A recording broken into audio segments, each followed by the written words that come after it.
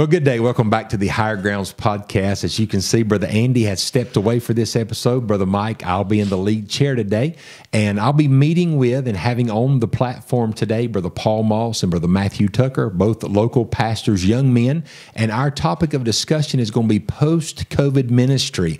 We've all come through a year that's been tumultuous, full of change. It's had to stop a lot of things that we were using to engage the community, and today we're going to be talking about some of the things we had to adjust with and maybe some new ideas. And we're hoping that it'll be something that'll be advantageous to your ministry. So you stay tuned for the Higher Grounds podcast.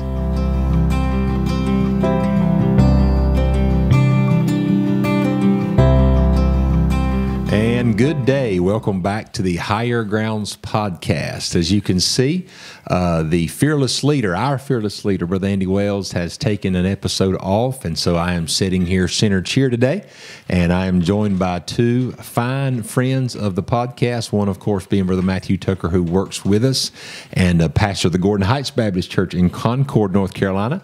And then to my left, your right, would be Brother Paul Moss, pastor of the Bethel Baptist Church in Charlotte. I'm tongue-tied already. In Charlotte, North Carolina. Good to have both you guys. Brother Paul, how are things in Charlotte? Hey, it's going well, doing fine. Good. And I hope things are good in Seagrove. They are doing good. Wonderful. The shirt you got on looks like it has a crown on it. Is that got to do with the city you pastor in? Negative. It's the Queen negative. City, right? There's nobody receiving crowns in Charlotte. I can promise you that. Is that right? Why That is would that? be true. Well, we'll leave that off the air. We'll leave that off the air today. Off the air. And Brother Paul's, how long have you been pastoring at Bethel, Brother Paul? 8 years. Been there 8 years. This Wow. July mark 8 years for us there in the ministry. That flew by. Tell me about it. It has. It really definitely did. has. And Yeah. you know, the Lord's allowed you to have a really great meeting at the end of the year. It kind of spans the very end of one year and crossing over into the next year, right? Yes, sir. We'll be, Lord willing, planning that again this year. Be having our New Year's Jubilee and got some great men lined up to come in Yeah. and preach to us. And if you can come be a part, we'd love to have you. Absolutely. We got Brother Alfred Willis, Dr. James Jones, Brother Larry Wells, Brother Buster Mullins, got several other men coming in. And so we're excited about the meeting. And so we'll hope and pray that, you put that on your calendar and come be with us. You always have a dynamic lineup of preachers, no doubt about well, that. The Lord's blessed it, that's Amen. for sure. Amen. Brother Matthew, how in the world are you doing? It's terrible. Horrible. Somebody had At to least carry the he's mantle. honest. He's honest. He's honest, It's right? terrible. I didn't even want to get up this morning. Why is it bad for, Brother It's Matt? just always bad. It's always bad. Never good. Never good. Where'd you get that from? I figured since Dr. Wells went on the He's show been, today, he's went been on hanging live with Andy television. Wells too much. TV. Yeah. Right. Have you been watching any cartoons? Not this morning. I usually on Saturday morning. I'm telling you, you can't beat it. Get up early on Saturday morning, get your bowl of Fruit Loops. Oh, mercy. He done brought cereal into this thing. It's getting pretty thick. It's Tom and Jerry for him. Yeah, It's Tom and he Jerry. made a mistake a few episodes ago. He mentioned watching The Lion King, and we've not let him live it down. Well, what I was going to do was I said I think it'd be interesting if every time y'all asked me something, I would make like a reference to a '90s. Like don't go chasing waterfalls or something like that. Just every time I was spoke to, I was going to speak about that. And so I didn't have nothing. I didn't know nothing. Yeah. The only thing I knew was cartoons. And so I made one statement, said something about the Lion King, and for like the last 7 times I've been on here, I've had to say Kuna Matata. Anyway, we'll let you have this episode off, okay? If any references to Lion King or cartoons will be at your own disposal, okay? Gotcha. Sound good? All right, here's what we're doing. We're talking about post-COVID ministry, okay? And one of the reasons that we have had a change on the set today is Brother Andy wanted to bring on 2 younger men, and a lot of times the younger generation is more aware of maybe some possible alternatives to reaching people. And so here we are post-COVID, and of course what COVID did is it shut down our normal modus operandi, which was, we're generally speaking, we're out in our communities, we're engaging people, whether it be door knocking, bus ministry, whatever the case may be. And, COVID kind of just drew that to a close. I mean, for the last 11, 12 months, it's been really tough to do what normally you would do. So what we wanted to do in this particular episode is let you guys kind of talk to us and tell us, hey, what are some of the things that you maybe have thought about during the year of downtime and that maybe you've employed getting started again in engaging your community? Brother Paul, we'll start with you. What has post-COVID ministry been looking like for you? Well, we've taken our time, with everybody living under the scare. And, Yeah. People are fearful and things of that nature. And we had just, basically just kind of gave it a little bit of a rest on our soul winning visitation and things of that nature. And speaking of soul winning, visitation and things of that nature, we decided, hey, it's time to get back. Yeah. It was, it's time to get back to going out in our community, inviting folks to get into church and trying to give them the gospel. And, that's some of the things that we've done. We took a little bit of a break, but then, we came on the set and I told our church, I said, it is time to get back to doing what God has intended for us to do. And so we did. We started with some soul winning visitation, and we tried to be very cautious in that area, because people were still in a panic mode and things of that nature. So we did this at our church. I told our church, I said, we can do door hanging bags. And so we started putting door hanging bags together. We had John and Romans put in them, ink pen from the church, and just a gospel tract from the church, and a little postcard, trying to promote a certain Sunday, trying to get them to the church, get the gospel to them. And we, in our community, it's very hard to be receptive, just to be honest. And but we still went and we placed them on doors, and we have been able to see several different people in the community that has promised to, come to church and things of that nature. And I thought that was a great idea, just to do door hangers, not so much try to come into the contact with people, although we did come into contact with people and, tried to share the gospel with them. And so that was a good idea, just the door hanging bags and then the door knockers and things of that nature. It worked well for us. Good, fantastic. By the time this episode airs, I think, we're going to be several months into more, probably more like summer, I would assume. And we're recording this here in May, but I mean, it's probably going to be summer by the time it airs. And for the most part, society is getting back, to where it was pre-COVID, whether it be folks are feeling more confident with the vaccine, or whether it's just so many folks have already had it. There's a lot of different variables. We won't have time to, unpackage all that. But I think probably it's safe to say that now we are not limited like we were, say, back at the end of last year, or even the first couple months of this year, where there was still so much fear involved in just that personal interaction. There's still some of that floating around, and it may take a while for it to get going in totality. But in the same, I think we're getting closer to returning back to hopefully a full normal, not a new normal, but a full normal, yes, right? Brother Matthew, is there anything that you saw or anything that you've employed in your ministry as far as post-COVID getting back into reaching the community? Yes, sir. We started, we usually go one Saturday a month out to knock hang bags. We do door hangers as well. And we do some of the same thing Brother Paul does. We've got pens and tracts and invitations and things of that nature, information about the church, and inviting them to come. And what worked for us, good for us, was, of course, we're dealing with social media. Everybody now is on social media. So what we done for the first few months was we made invitations on social media, Facebook, and we boosted the post. Like, we would do 10-mile radius of the church, and we would pay some X amount of dollars a day to, I guess, advertise, or however that works. We done that. We had folks in our church that I don't know how they done it, but it's an app they had that it reaches out to the community, and so it's like a social media. You put a post on there. Every home in that community or that so many mile radius gets that post, whatever it is, and it's just to keep the community informed about events that's going on. So we had some folks do that.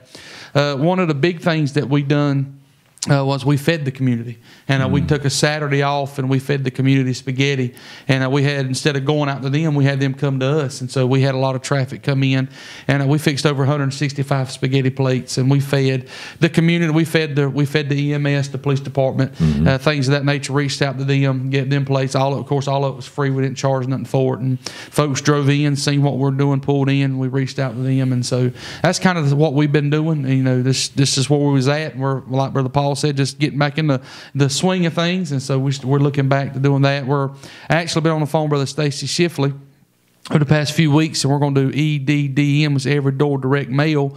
And what that is we pick the 10-mile radius out of our church, and you pick routes. It's not post office boxes. It's door. It's people's house. And so we picked about 2,000. I think it's 4 routes, 3 or 4 routes. It's 2,000 doors, right at 2,000 doors. And so we'll get here in the next few months, hopefully hit at least 2,000 doors. And we reached out for 10 miles, so we done 4 routes this time. We'll try to do 4 routes and just so on and expand. Go door to door. Absolutely. You know, that's one thing too. We're very fortunate in the day we live in that there are a lot of channels to reach people, whether you're using the every door direct mail, or whether you're using, as he mentioned earlier, boosting Facebook posts and even doing targeted advertising. That you can keep your church in front of people 12 months a year now. Absolutely. And then what happens is this. We've always been aggressive in door to door engagement because we believe it's a biblical mandate. But in the same now, you can actually help that. You can use the other avenues as an aid to come alongside and help you. It's great if inside of a calendar year, and you can't really do this in your community, but so much of a radius because we're not living in the ruralest parts of the world. But if I know in our area, we're probably going to hit door to door within 15 to 20 miles ever in a 5-year cycle. It's going to take that long, and we're blessed to have a lot of people that come out to go door to door with us and engage the community in that route. But if I can also stay in front of them on a social media platform, and then if they're also getting a piece of mail from us, periodically through those times, it's just keeping yourself in front of people. And the reason, in my personal opinion, I think the reason you want that is you want folks to know, hey, there's a church that keeps engaging me. They tell me I'm welcome there. And, and you never know when that crisis or when those questions are going to come into their life that they're like, you know what, I think it's time that I find out or I get some of my questions answered about, the afterlife or about, what is this thing with quote unquote salvation. And that's all we're hoping for. We're hoping for an opportunity to engage people with the gospel. And I would feel like, man, I might waste something if I don't use some of these tools, some of these resources. And I want to say this, you may be just starting to consider those in your church. If you are, reach out to somebody who's already doing it. I know that's what I did. I didn't know anything about it. I started hearing people talk about it, and then I got to understanding that, man, I have some friends, or I know somebody who knows somebody who's at a larger scale church, maybe in a more populous area, and they're using this. So you call, ask questions, and next thing you know, you'll find out some of the details, some of the strategic ways you can go about it. And if you're a pastor and you're in a church that's maybe more strapped financially, people don't realize how economically you can use that. You mentioned boosting a post, and can you speak more about how that works financially? Can you tell us, okay, do I have to commit $1,000 to boost a post, or how's it work? No, sir. What we done was $10 to $20 a time, and you set it up to how many people you want to reach. Mm-hmm. Of course, the more money you spend, the more people see it. Sure. And so it's what we done was we boosted $20, and we do say we want 150, 200 people a day see it. Mm-hmm. And then so you set an age bracket. You want people from 18 to, so we done 18 to 65, and we done that, mm-hmm. and we reach between 120, 150 people a day. And so I don't know exactly how Facebook does that, if it's just something that they periodically put mm-hmm. on people's timelines. I just know that we done that, and we've had folks. First time we done it because I take care of our church Facebook page, and so the first time we done it, I paid for it, and then I mentioned to the people, if you share it, like it, just to get the word out. And so then I had people hand me $20, say, preacher, boost another post.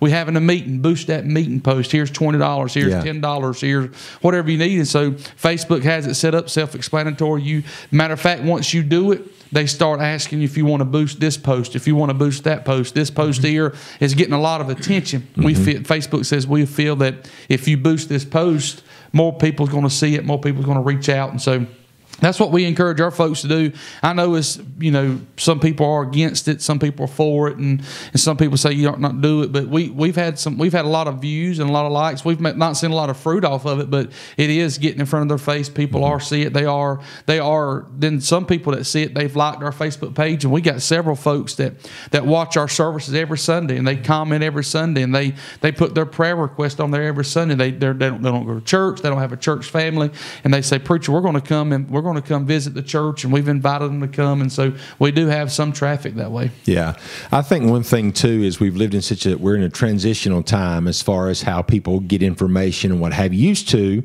if someone maybe moved to an area, they would have to say go to the Yellow Pages, find out what churches are in their community, and then they just start either calling and asking questions or start visiting. Nowadays, the front door of your church is usually what they're going to find on their phone. And if you're out there and maybe you're hearing the podcast, you're not. Some of this terminology is not making sense. When he's talking about boosting posts and stuff, here's what he's basically saying is that if you have a Facebook page or whatever the case may be, and you log an event and you boost it, other people who fit the criteria of what you set for that ad, it's going to start showing up in their feed, which is whenever you're scrolling through, that's exactly what it's talking about there.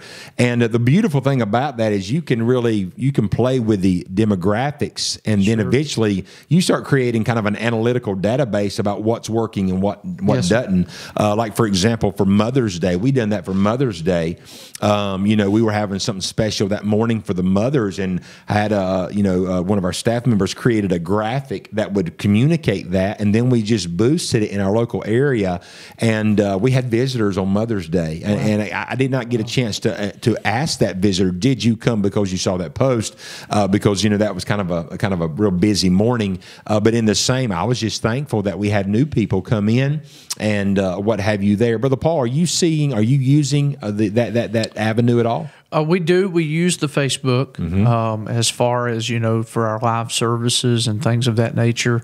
And we have, we haven't really per se done the boost like Brother Matthew's done, but we have done the, just posting things and keeping it fresh. I think that's a vital thing for your church, is if you're going to use Facebook as an avenue to reach the community. I think it is a necessity to keep your Facebook page very fresh all the time. Always be posting something, because that gives, that will give your church the opportunity to go in there to like it, comment on it, share it, kind of like the things with the podcast. You want people out there to like it and share it. And the more that you share, the more response you're going to get from the community. And so I think it's very vital.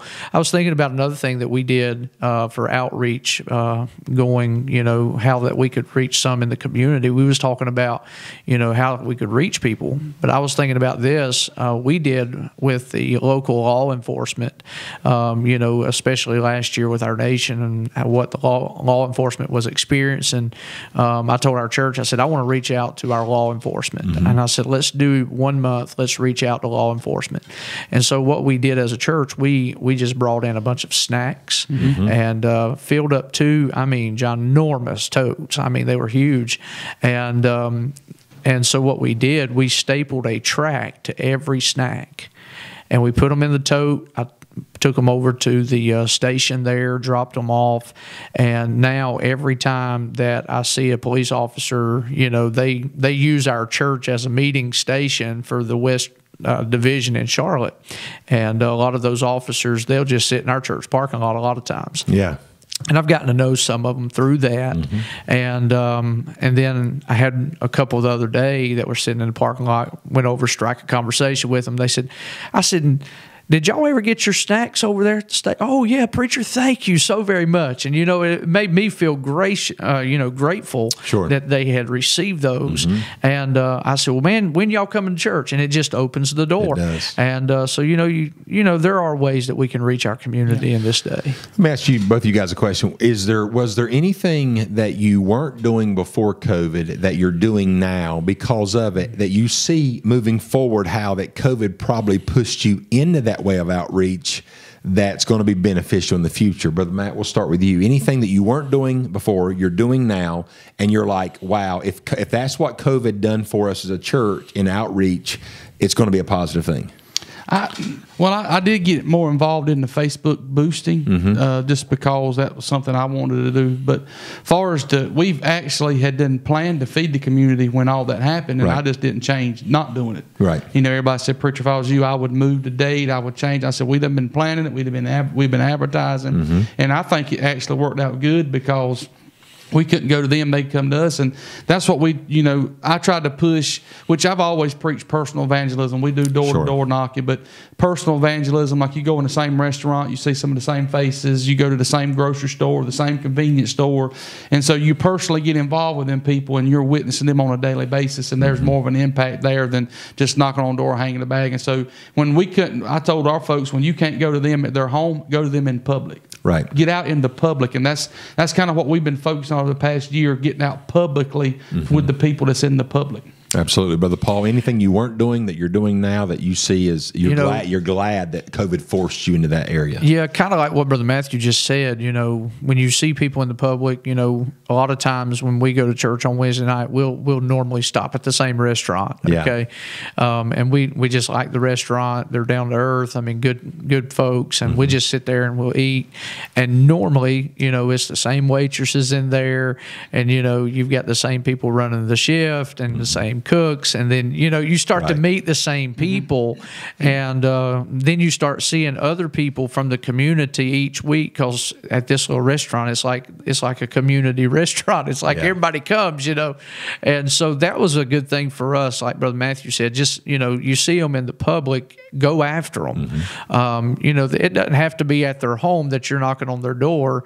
You know, I think we should be soul winners 24/7 if we could. You know, whether it be the grocery store, whether it be Walmart, whether it be the community store, whether it be the community restaurant, trying to reach those people. And that's one thing that I'll agree with Brother Matthew. That's perfect, because, you know, you get them in the public, you reach them in the public, you know, you're seeing their face each week, they're seeing your face each week. And, you know, at this little restaurant now, they have found out that I'm the pastor of Bethel. And now you know, when you walk in, it's like, "Oh, hey, preacher, how you doing?" And so, you know, it's good to know that, and you know, you just show them that you care and show them that you love them, and you know, try to reach them while you can in the public. Yes, sir. I think that's great. I know for us personally, before COVID hit, we were only using one specific channel to make our services available. We used an app called Livestream. They offered a service, and it was just very seamless for us. We had upgraded our camera right before COVID hit, which was a blessing, because of our camera quality wasn't that great before. So we'd upgraded our camera, and then here's what happened when COVID hit. We realized the necessity of making it more available, because people were having a hard time finding our services. Only the intimate people in our sanctuary knew that we were on the Livestream app. And so you'd have to go in and download the app. Then you had to find our account, blah, blah, blah, blah.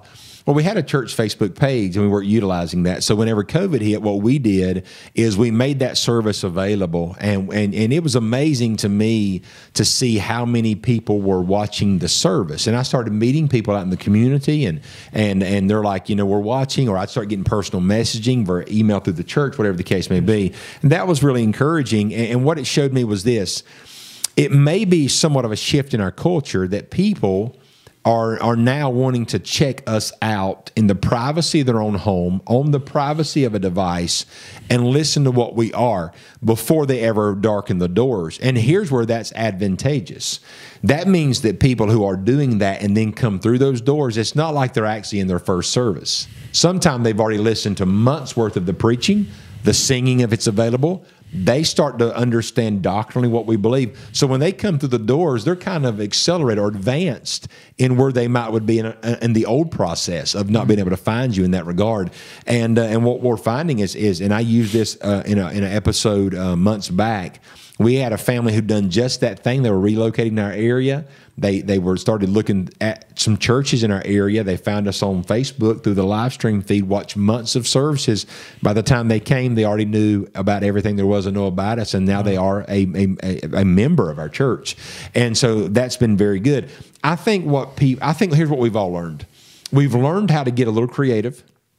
We've learned some things that will become supplemental they'll never replace what we were doing. You know what I'm saying? That's right. For us, we're trying to get bus ministry back up off the ground, and you know, that's been tough. And here's why it's been tough, I think, for us anyway.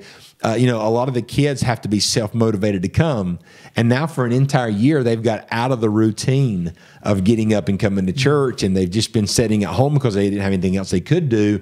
And so now we're having to try to re-encourage them to get back into those good habits of getting up on Sundays and coming to church and or Wednesday, whatever the case may be. And so that's been a little bit tough. We're trying to find ways to motivate them and what have you there. But I think these other layers are really going to be advantageous to us moving forward.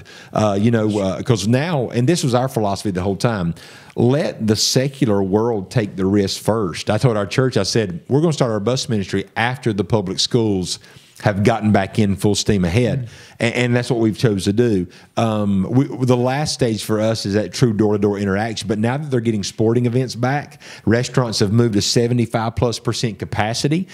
So the society's already went back. And so now when we go into the door, they can't say, hey, the church doesn't care. They're being haphazard with our health. Nah, everything else is back to normal. So for us to knock on your door, and we're trying to be safe and careful. We're backing away, knock back away. You know, let them come out. See how comfortable they are. Are they wanting you to wear a mask? Have it on your person. You know what I mean? And we're just trying to be, you know, engaging without being or proposing a threat, you know, as far as for health wise and trying to be safe and smart. Moving forward, we're just about to the end here. Moving forward, Brother Matt, do you see anything that you haven't started yet, but that's maybe something you're thinking about for the future ministry wise, that's something maybe you may bring up this upcoming year? Yes, sir. We're going to, matter of fact, I've already talked to Brother Robert Jones, and we're going to try to upgrade and update our camera system for Facebook, because we had a service Wednesday night, and sometimes our cell services is in and out, and we use our phone to record. And so some folks had already reached out and said, "Preacher, we tried to watch your Facebook video on Wednesday and said it was having some problem. I don't know if it's on our end or your end. But it's on our end. So we're actually going to try now, since we realize how many folks are watching. Yeah. And how many folks are interacting. And I didn't realize how many people were watching until something like this happens. You don't record live, you forget, or you have problems in the service. So that's something we're fixing to do. I mentioned it to the church several weeks back. I got Brother Jones coming in August on a Sunday to spend the Sunday with us. And so I'm going to talk to him then about getting me some quotes and some things of that nature. Just kind of update our system, try to get it to where folks can watch it and the sound quality be good, the visual quality be good, things of that nature. Brother Robert Jones is an invaluable resource to churches. Brother Paul, anything you're not doing now, but something you guys have been kicking around or you've been praying about? Well, speaking on the live stream part, you know, I guess you would say a perfectionist in that area, and I want it to be the best it can be. And so we're trying our best to learn how to use different software now to where we could put up, you know, certain things, you know, such as slides and things of that nature to boost our live stream, to make it look more eye-catching. Absolutely. If that makes a lot of sense there. Any ministry we do for the Lord, we want to do our best because He deserves our best. Well, hey, look, we want to ask you too. We know we love the correspondence we get from you on a weekly basis. There's a lot of you pastors that listen to this. We're always looking for ideas. We're looking for guys that are doing stuff that we're not doing that we could consider or pray about. If there's some things you've started in post-COVID ministry that's been advantageous and helped you, reach out. Let us know what's going on. I know I want to hear about it. I know these men want to hear about it. And it may or may not work in our areas, but if it's a possibility that it would, I'll entertain anything that'll help me be a better ambassador and a better gospel witness. We are so thankful you've stopped by. Give us a little bit of your time. We're going to sign off. And as Brother Andy would always say, you keep pressing on the upward way. Have a great day.